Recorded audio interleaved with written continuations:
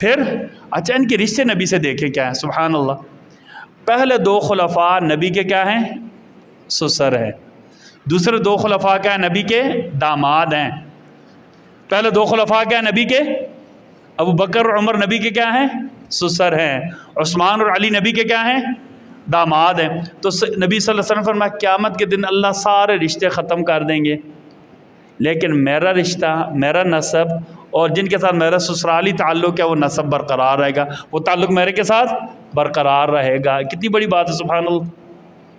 قیامت کا دن ہوگا، اللہ کیا پکاریں گے؟ نبی کے سسرال آ جائیں تو کون آئے گا؟ ابو بکر آئیں گے اور عمر آئیں گے. نبی کے داماد آئیں، کون آئے گا؟ ابو العاص بن ربیعہ آئیں گے، نبی کے سب سے بڑے داماد. ان کا نام کیا؟ ابو العاص.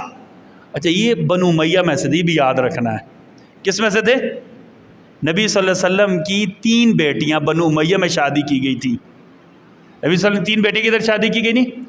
بنو امیہ نے 132 سال ایک حکومت کی ہے اور 800 سال دوسری حکومت کی ہے.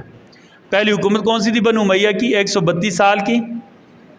خلفائے راشدین کے بعد بنو امیہ کی حکومت تھی. کہتا ہے 5 خلافتیں. کتنی خلافتیں؟ کتنی خلافتیں؟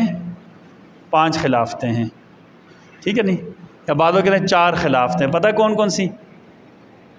خلافت راشدہ، خلافت بنو امیہ، خلافت بنو امیہ، خلافت بنو العباس اور خلافت عثمانیہ.